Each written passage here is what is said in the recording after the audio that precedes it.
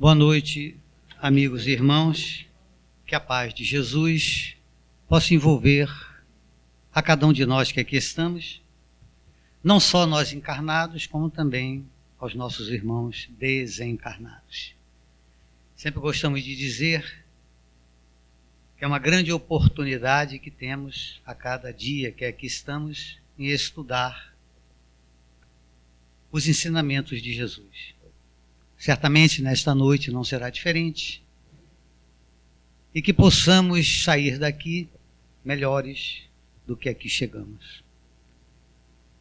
Eu sempre gosto de relembrar, primeiramente para mim, que nós fomos criados simples e ignorantes. E um dia, não me pergunte quando, evidentemente, né? Chegaremos à perfeição, a felicidade plena. Então esta caminhada é uma caminhada longa, com certeza, para uns mais do que para outros, mas entendendo nós que são conquistas que devemos fazer. Certamente somos amparados e protegidos não só por Deus, nosso Pai, Jesus, nosso irmão querido, nosso anjo guardião, e os amigos espirituais, os benfeitores que sempre estão atentos, nos amparando, nos intuindo, nos mostrando o caminho.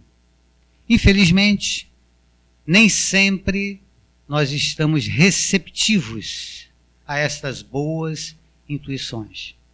Certamente, no nosso dia a dia, as oportunidades se fazem. E nem sempre, repito, estamos atentos a estas oportunidades. De tal sorte que, aqui e acolá a gente ouve, né, não só de encarnados, como também de desencarnados, dizendo que Deus esqueceu de nós. E na realidade, Ele não esqueceu. Então temos sempre todas as oportunidades. Então, dentro desse aspecto de simples e ignorante à perfeição, nós vamos passando por vários mundos, vamos assim dizer, que nós gostaríamos de relembrar, e tirando do Evangelho, está lá no capítulo 3º, salvo engano, da classificação dos mundos, só para relembrar. São 5.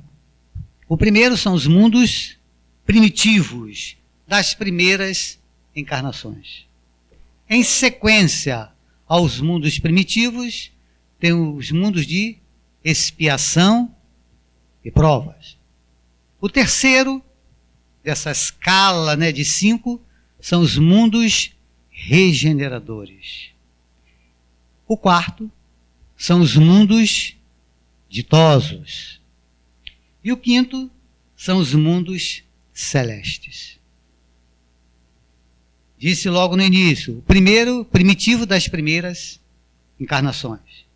Provas e expiações, que parece que nós conhecemos mais um pouco, não é assim? É onde domina o mal. Aquele reencontro de almas que acontece. Mundos de regeneração é o terceiro, intermediando os 5, no caso, 2 para um lado, 2 antes e 2 depois.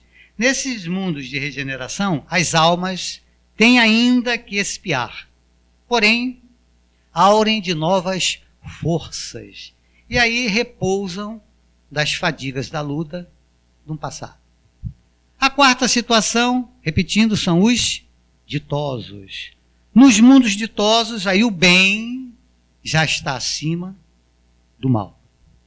E nos mundos celestes, o próprio nome está falando, ou divinos, que são os mundos das habitações dos espíritos depurados, onde exclusivamente reina o bem. E aí poderíamos estar pensando, será que eu vou chegar lá? Com certeza, sim. Será que essa minha escalada será de contínuo? Saio de um, vou para outro, de maneira tranquila? Depende de cada um. Quando é nos trazido o tema, o Moraes falou, momento de transição. Transição planetária. Inclusive tem um livro, né? Um livro de Divaldo Pereira Franco que trata exatamente do assunto. Então esse tema transição, aqui e acolá nós ouvimos nas casas espíritas, nas palestras. E hoje, por excelência, alguma coisa nós vamos falar. Então nós estamos numa transição. Será que isso é de agora? Talvez pense que sim, ou que não, né? Então o que é que nós exatamente fomos atrás? Até porque, no Evangelho, antes de verificar esse aspecto, tem lá também no capítulo 3 a progressão dos mundos. E lá diz assim, que o progresso é lei da natureza. Todos os seres da criação foram criados, submetidos pela bondade de Deus. A própria destruição é um meio de se chegar, pela transformação, a um estado mais perfeito, pois tudo morre para renascer e nada sofre o aniquilamento. Continua. Santo Agostinho. Os seres vivos progridem moralmente e materialmente, os mundos em que eles habitam. Caminha assim, paralelamente, o progresso do homem, dos animais, dos vegetais e o da habitação. Nada na natureza permanece estacionário. Segundo a lei, este mundo esteve materialmente e moralmente num estado inferior do que é hoje. E se acha e se alçará um grau mais elevado. Ele há chegado a um dos seus períodos de transformação, onde os homens serão ditosos, porque nele imperará a lei de Deus.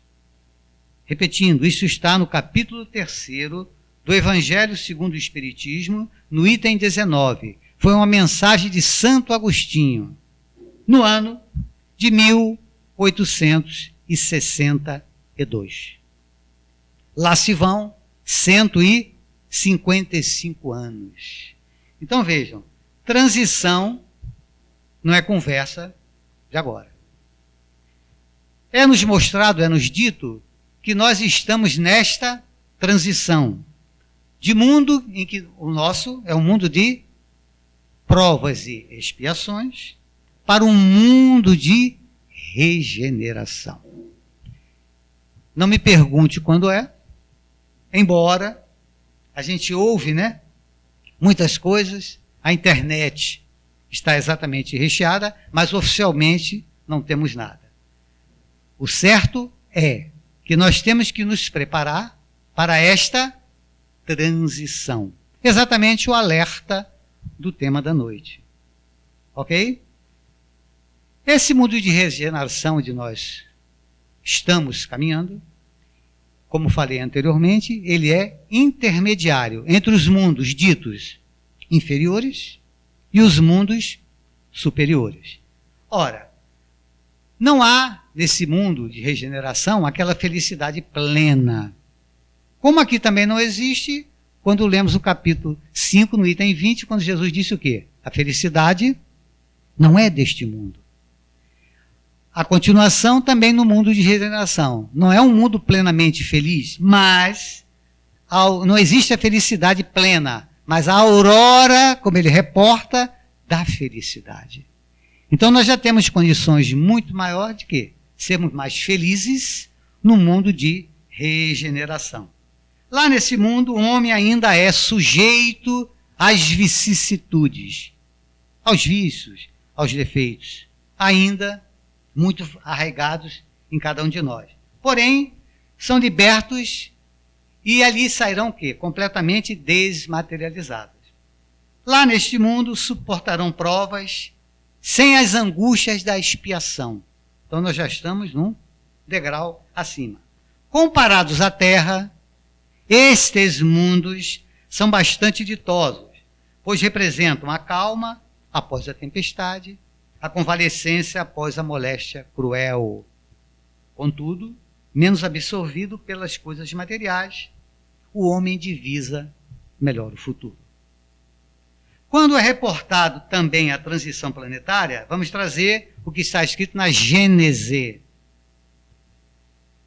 Título, A Geração Nova, exatamente no capítulo 18, itens 27 e 28. E lá está assim: para que na terra sejam felizes os homens, preciso é que somente a povoem espíritos bons, encarnados e desencarnados, que somente ao bem se dediquem.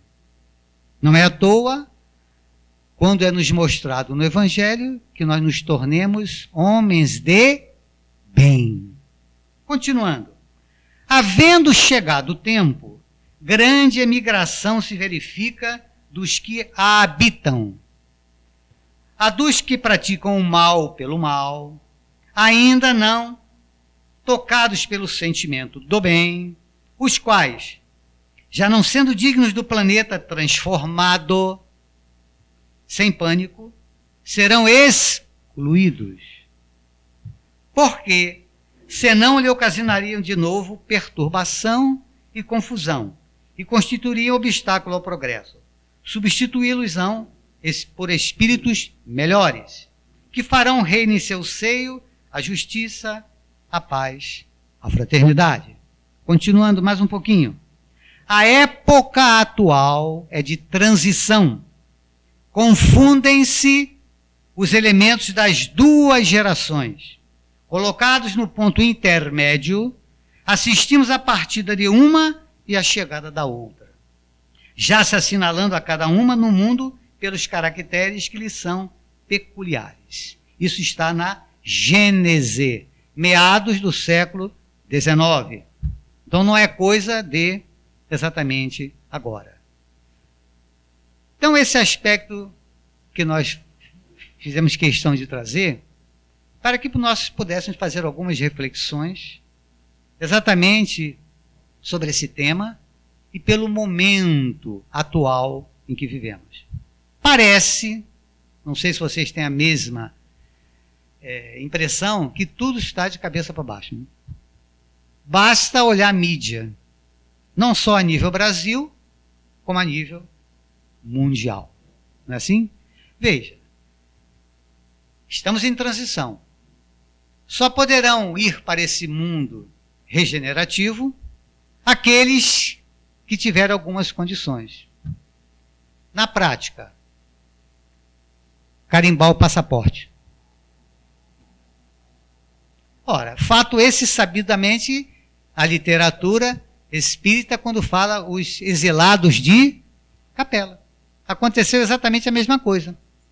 Muitos de lá não tiveram condições de ir para um mundo regenerativo. O que é que aconteceu? Vieram para onde? Para cá. Continuaram num mundo de provas e expiações. Isso aquieta-nos. Não no aspecto de ficar parado. Ora, vamos assistir a partida de uns e nós não vamos. Porém, Deus que é bom, misericordioso, aquele Pai, Ele vai dar o que para cada um de nós? Oportunidades.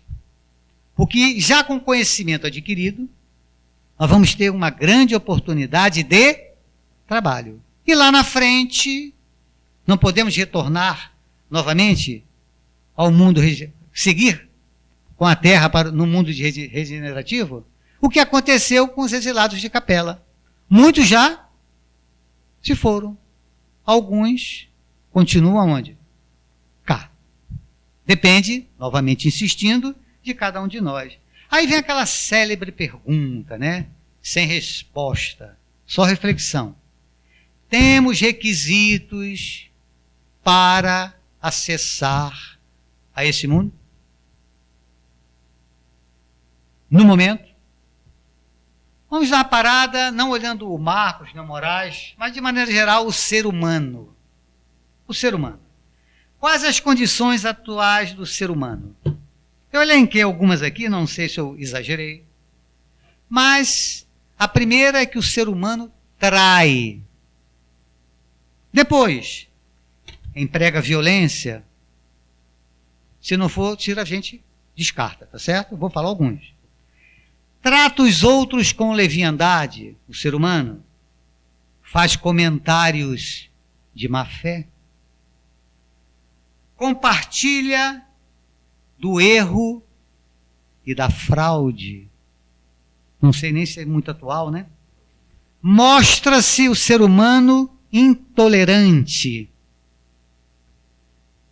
Alimenta ódio, pratica vingança, fomenta intriga, espalha inquietações, desencoraja as iniciativas nobres, prejudica interesses alheios, explora o semelhante, tiraniza subalternos e familiares, e o último que eu elenquei, desperdiça fortunas no vício e no luxo. Será que eu exagerei? Ou estou dizendo que nós estamos nessa condição, viu, gente?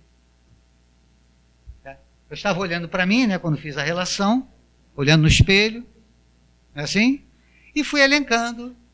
Mas de maneira geral, né, sem exageros ou não, impessoal aqui, o ser humano, a sua condição evolutiva, está mais ou menos nesse aspecto que nós estamos mostrando.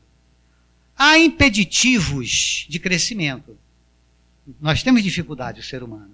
E os impeditivos do crescimento, quais são? Vícios e defeitos. Não é outra coisa. Dizem que os mais fáceis de serem erradicados são os vícios. Mais fáceis. Que estão ligados ao corpo físico. A gente poderia lembrar alguns, né? Álcool, fumo, jogo, drogas, né? Gula. Não é o caso de ninguém, né? Evidentemente. Mas está exatamente elencado. Esses são mais fáceis. Os mais difíceis, segundo os nossos irmãos, que são os defeitos, que estão ligados ao... Exatamente. A gente vai ficar aqui a noite toda, mas egoísmo, orgulho, vaidade e por aí vai. Muitos e muitos e muitos. Esses são os impeditivos. Ora, por conta disso, está se alertando, de maneira geral, para que o momento é de transição, que nós sejamos mais cautelosos, ou melhor, mais prudentes nos nossos atos, nas nossas ações e nos nossos pensamentos. Exatamente isso aí. Conseguindo isto, entendendo que a natureza não dá saltos, não é por conta desses 50 minutos que fiquemos aqui ouvindo, que nós vamos sair daqui já seres angélicos. Não é assim? Porque a natureza não dá salto. Então a gente costuma dizer que se nesta encarnação nós conseguirmos olha, estou exagerando, né?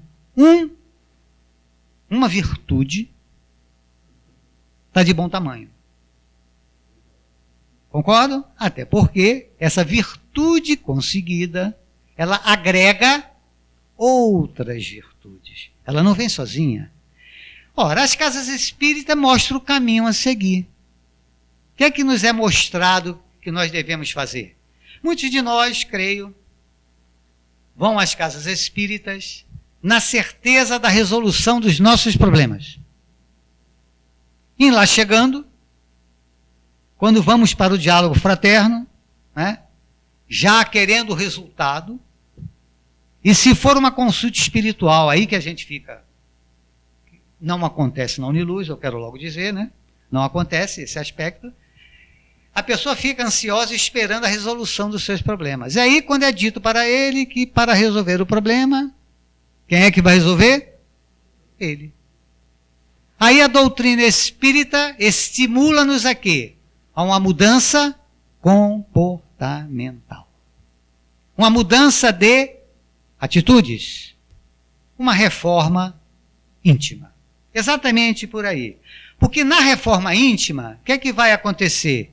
Sairá o homem velho, virá o homem novo. Nós vamos, à medida em que vamos adquirindo virtudes, nós vamos deixando para trás o quê? Vícios e defeitos. Se nós nos transformamos, a partir de nós, os outros também vão se transformar. Começando por aqueles que estão ao nosso lado. E no macro, toda a humanidade. Então, primeiro nós, o reflexo dos outros. Quem é o roteiro? Evangelho de Jesus. Assim? E deve começar quando? Ontem. Não é assim? Ontem. Não quer dizer que se eu começar hoje, estou atrasado, né? Mas toda a longa caminhada, ela começa com o primeiro passo. E aí Jesus dá aquelas dicas, né? Há muito tempo. Quando os fariseus o interrogaram, melhor dizendo, perguntando qual era o mandamento maior, o que é que Jesus respondeu? Amar a Deus sobre todas as coisas e ao próximo. E quem é o próximo? Papai, mamãe, irmão, vizinho. Quem é o próximo? Todo mundo. Tanto é que ele nos mostra o que? A família universal. Exatamente esse aspecto. E Jesus foi um pouquinho mais além. Ele já tinha dito tudo.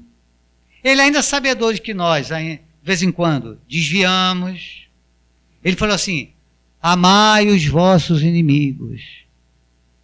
Aí, porque quando ele falou amar o próximo, eu já entendi perfeitamente. Mas eu tenho que amar também os inimigos. Aí a pessoa fala, mas aí, possível. Mas não é. Quando ele diz amar os inimigos, a gente entende que é muito difícil, né? Imagine abraçando um amigo. Ótimo, né? Imagine se abraçando um inimigo. Nem em prece, né? O pessoal fala, nem na prece é difícil. Contato, porque é coisa física. Mas ele mostra esse amar como? O respeito, assim, a compreensão. Não fazendo o mal, se ele nos fez, sempre fazendo o quê? O bem. E aí a gente se pega aquilo que, muitas das situações da vida, nós não entendemos. Mas vamos compreendendo, como Paulo diz, e compreendemos por quê? Pela condição evolutiva de cada um. Então, quando Jesus nos fala, ele fala exatamente do que foi colocado no tema, do amor, né, Oswaldo? E o amor? Essa afeição profunda, né? O gostar muito. Em sua acepção mais nobre é o quê? O querer bem. É doar-se. Porque o amor, ele é doação. Talvez aí esteja a grande dificuldade de amar. Porque o cancioneiro, inclusive, diz, né? Eu vou gostar de quem gosta de mim. É por aí? Não. Eu amo.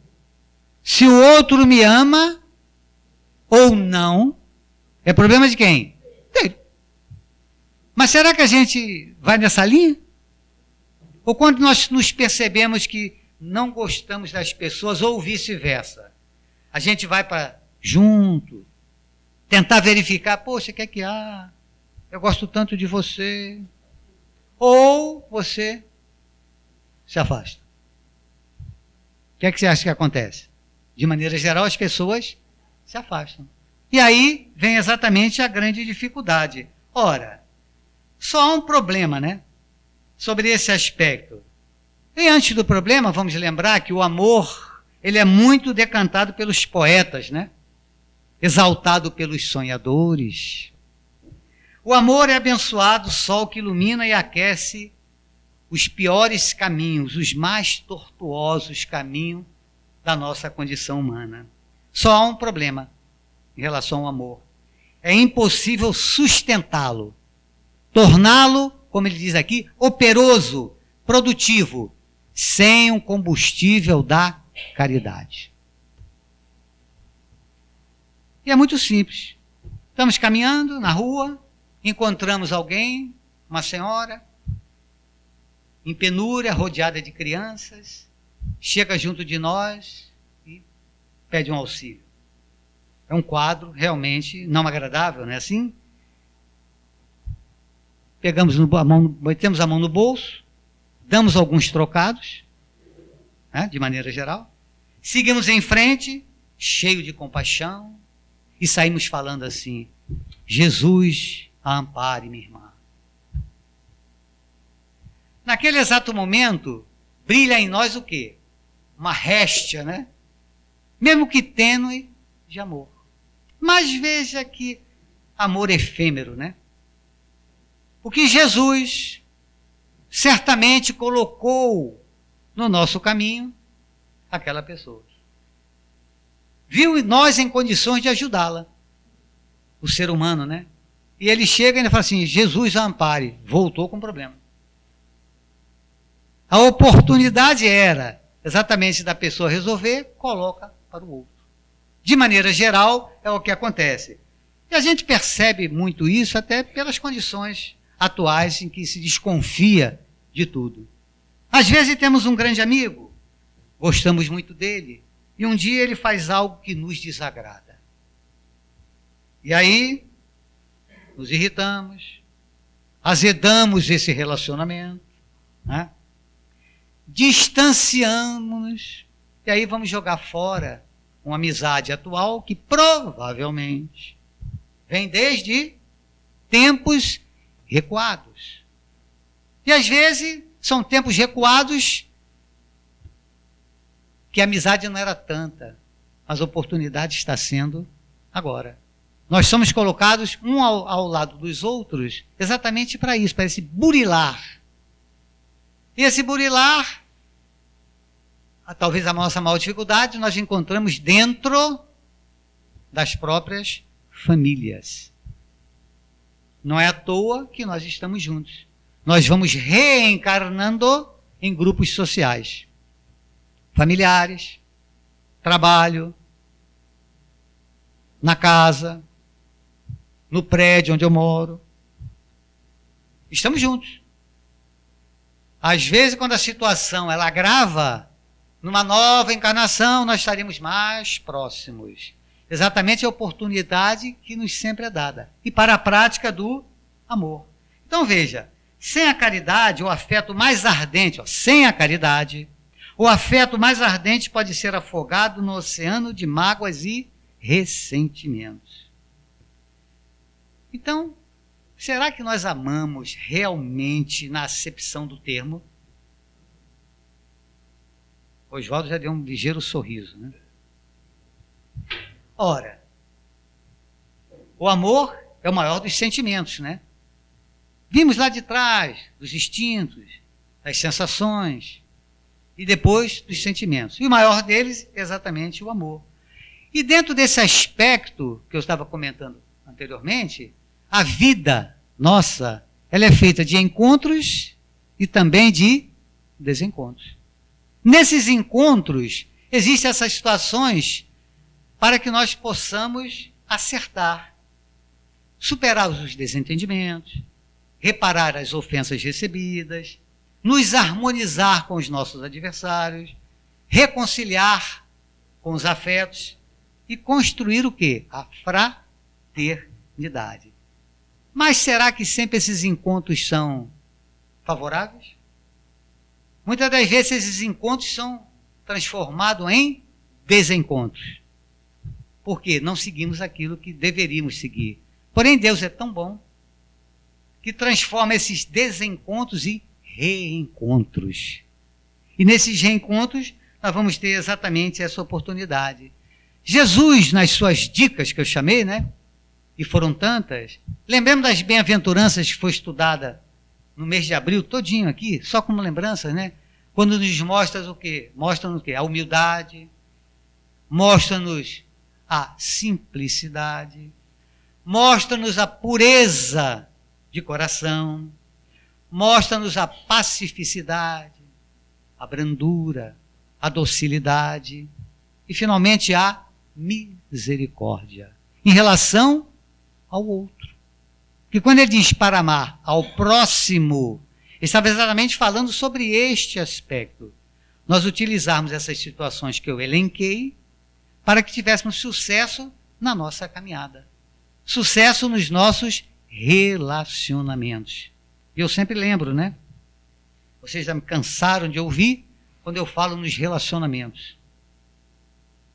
Acidentais, provacionais, sacrificiais, ditosos, afins e transcendentais. 5. Qual é o maior desse para nós? Provacionais. Reencontro de almas. Nós estamos nos reencontrando. Então, o que é que nós chegamos à conclusão? Que amar é o maior desafio da vida. Não sei se vocês concordam. Amar é o maior desafio da vida. Os espíritos superiores nos ensinam que amar no sentido profundo do termo é ser o quê?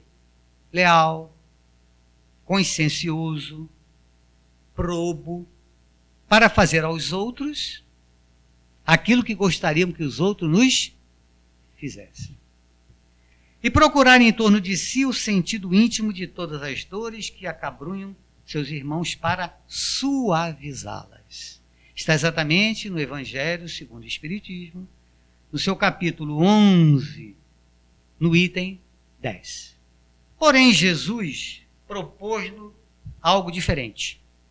O amor em ação. E o amor em ação é o quê? A prática da caridade. Exatamente isso aí. Que completa e consolida. Nesse sentido, a caridade talvez seja o traço diferenciador, o mais importante da doutrina cristã. A prática da caridade. E quando lembramos da prática da caridade, como é que eu vou praticar a caridade? De maneira geral, a gente lembra da caridade material. Mais fácil, né? Mas tem uma outra caridade. Na material, eu preciso do quantum, vamos assim dizer, se não o dinheiro propriamente dito, mas alguma coisa que eu tenho que dar. Se eu tenho que dar, eu tenho que ter. A caridade moral, eu vou dar daquilo que eu sou.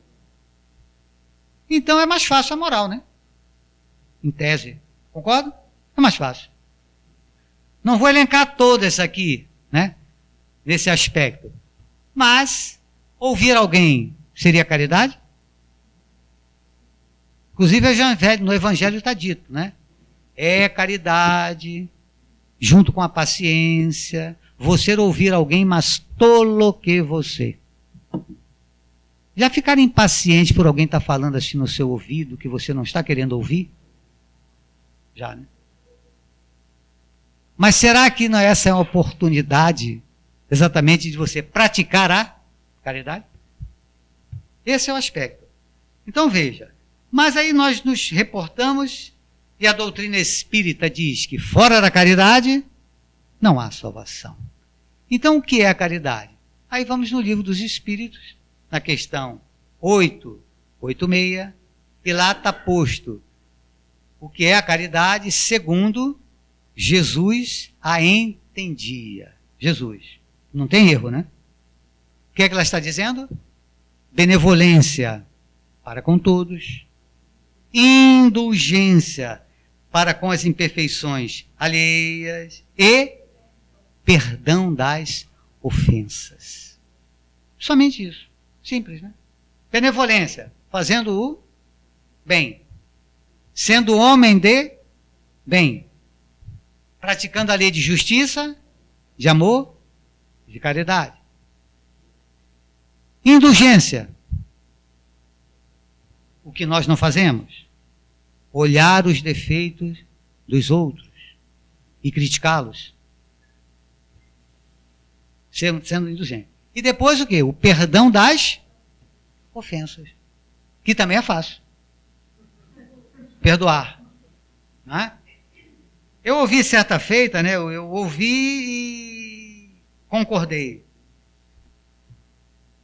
Que a respeito do perdão, a dificuldade nossa é porque nós não praticamos.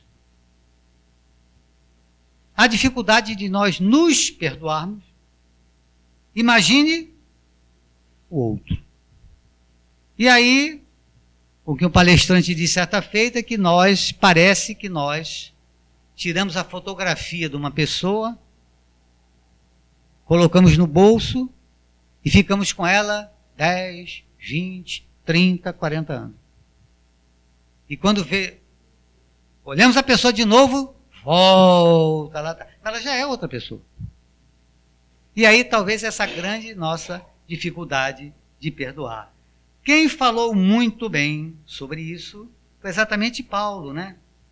Paulo nos mostra, e eu vou ler, ainda quando eu falasse a língua de todos os homens e a língua dos próprios anjos, se não tiver caridade, serei como bronze que soa e um símbolo que retine.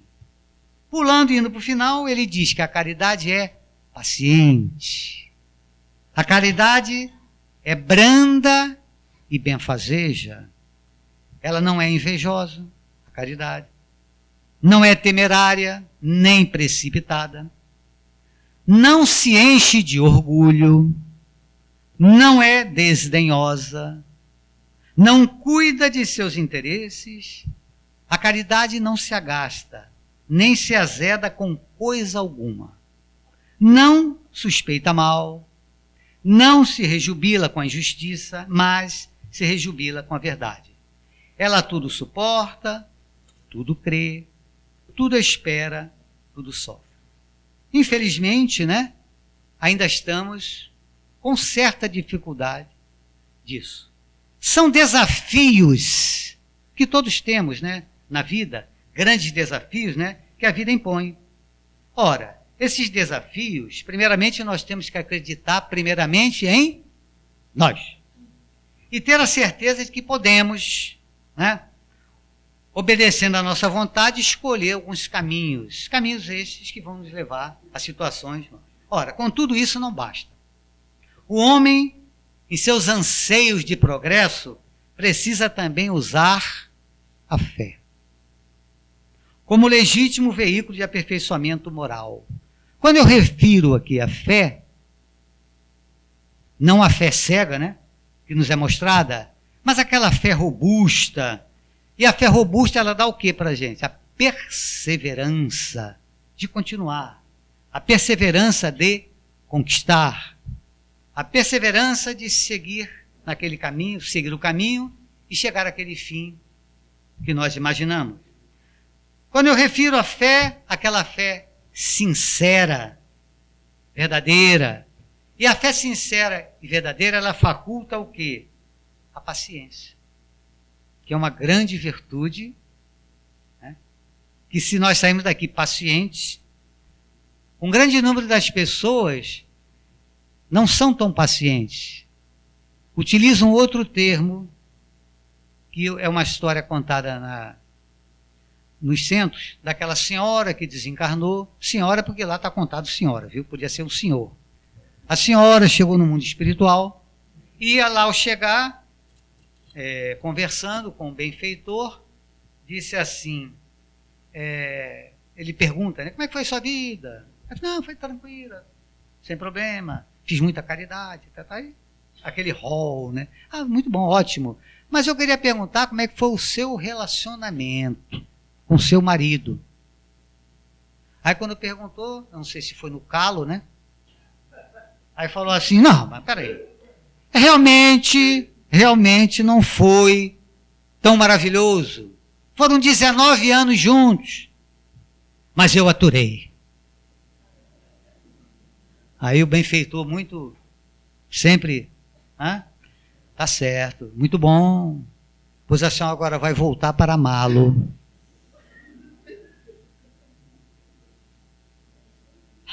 Então nós, de maneira geral, aturamos. Vamos ter que voltar para amar. Ninguém resolve nada, senão amar. E para isso a gente precisa da fé raciocinada, que nos é mostrada no... E essa fé raciocinada, ela se apoia em quê? Na lógica, né? Na razão. Exatamente isso aí. Porque a criatura, a fé raciocinada, ela crê porque ela compreendeu, porque ela entendeu. Diferente da fé cega, que é uma crença que você vai sem ter compreendido e pode levar a um caminho não muito bom, que a gente chama de fanatismo. Está escrito no Evangelho que a fé inabalável é aquela que encara, melhor dizendo, frente a frente a razão em todas as épocas da humanidade. Veja a importância da fé juntamente com o amor e por que também não com a esperança. E um dia, a fé, a esperança e o amor se reuniram e saíram pelo mundo, passeando, evidentemente querendo ajudar aos aflitos. E aí, elas queriam ver se conseguiam realizar um bom trabalho. Ora, à beira da estrada, logo encontraram alguém sentado, problemas graves, né, na perna, paralítico, né, segundo ele, de nascença. E aí, ele mendigava, né, as almas que passavam ali e pudessem dar alguma coisa exatamente para ajudar. Aí o que aconteceu? A fé tomou a frente, inclusive da esperança e do amor, para resolver o caso. Aí disse: vou realizar a minha obra na vida daquele homem infeliz e tirá-lo daquela situação. Aí o que a fé fez? Ela levou a palavra de Deus, levou os ensinamentos. O homem ouviu, ecoou no seu coração e ele resolveu, né, que exatamente iria mudar. E se rebelou com aquela situação e usou a fé que tinha no coração para determinar a sua cura. E o que aconteceu? Esse homem ficou de pé, saltou de alegria, evidentemente, por estar curado, né? E segue. E aí o que acontece? Passado algumas horas, o homem não tinha para onde ir. Não tinha casa, não conhecia ninguém. Aí o que acontece? Nesse momento, quem entrou? A esperança. Aí entra a esperança, sentiu que era chegada a hora dela ajudar. Então ela levou o homem para o alto de uma montanha, mostrou aquelas terras, o cultivo, como era feito, e aí ele se empolgou. E se empolgou e foi, puxa vida, arrumou logo um emprego numa fazenda, aprendeu a cultivar a terra, ganhou um dinheirinho, honestamente, diga-se passagem, comprou um bocado de terra, começou a plantar, começou a ganhar dinheiro, e ganhou muito dinheiro, e os seus produtos eram levados para o mundo, e assim foi, ficou muito rico. Ora, com fé e esperança, renovava suas forças a cada dia, em poucos anos eles expandiu o seu negócio, como eu acabei de falar. E aí, ele tinha muitos empregados, evidentemente, sob a sua guarda, só que estavam satisfeitas com o maravilhoso trabalho. Então disseram a esperança e a fé para o amor: seu amor, já está feito tudo. Então não precisa, você pode seguir adiante, que tem outras situações a fazer. E assim o amor não chegou até esse homem. Ora, o que aconteceu? O amor partiu para ajudar a quem realmente precisasse. E aí esse homem viaja o mundo, se surpreendeu com tudo, passa o tempo, só que ele foi ficando o quê? Triste, enfateado. Tenho tudo, mas ainda me sinto vazio. Aí a fé e a esperança conversaram o que podiam fazer para torná-lo forte como antes. O que vocês acham que a fé e a esperança fez? Foram correndo buscar o amor. Aí chega o amor, volta, realiza a sua obra no coração do homem. O homem, sentindo o amor, passou a entender Deus e a sua extraordinária obra. É aí que ele fez. Surgiu a necessidade, percebeu a necessidade de expandir esse amor, isto é, ajudar aos outros. Aí a fé e a esperança entenderam que suas obras tivessem, embora suas obras tivessem de grandeza extraordinária, com o passar do tempo, sem amor, tudo perdia o sentido. Aí chegaram à conclusão que a fé é rápida. Veja que ela tomou a frente. A esperança permanece por mais tempo, mas o amor não acaba nunca. Interessante, né? Fé, esperança e amor. Então, é importante, né, como iniciei, mostrando o momento delicado, né, vamos assim dizer, que é um momento de transição. Não temos data marcada. Para muitos, esse momento já passou. Basta olhar tantas catástrofes que têm acontecido, desencarnes coletivos, inclusive.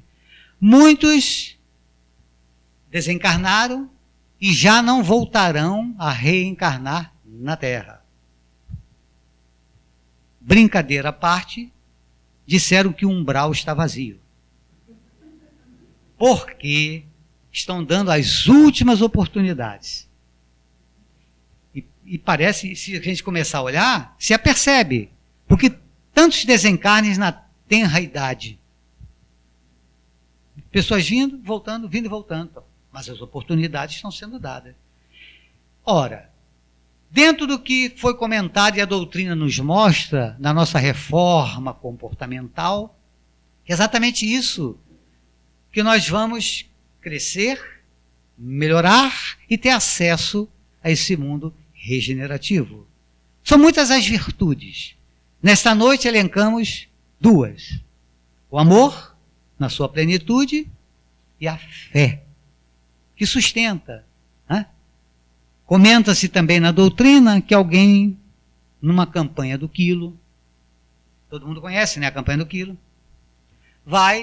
chega numa casa suntuosa, toca a campainha, vem alguém não muito feliz. E a pessoa estende a mão, pedindo em nome das crianças da creche algo. A pessoa da casa, em vez de dar algo, na verdade deu, né? Digo, material, cospe naquela mão. Imagine nós, em plena campanha do quilo, pedindo em nome de Jesus que alguém cuspa na sua mão. O que é que fez a pessoa? Recolheu a mão, limpou, estendeu a outra e disse assim: você já deu o que eu merecia. Agora, em nome de Jesus, para as crianças. Veja, um ato de caridade, de generosidade, mas teve algo que o sustentou ali. O que foi? A fé. Sem fé, não teria condições. Então, a fé é a força motriz da caridade, que é o amor em movimento. Vamos concluir com um texto, pequenina mensagem de Carlos Torre Pastorino, dos livros Minutos de Sabedoria, provavelmente conhecido, exatamente na sua mensagem 197, que diz assim: aprenda a amar a todos indistintamente, para conseguir encontrar a luz que tanto anseia. Procure não distinguir o sábio do ignorante, o rico do pobre, quando se trata de ajudar. Saiba levar aos tristes a consolação, aos que lutam o incentivo da compreensão e do carinho. A quanta gente você pode ajudar com sua palavra, incentivar com um pensamento. Ame a todos indistintamente. Muita paz.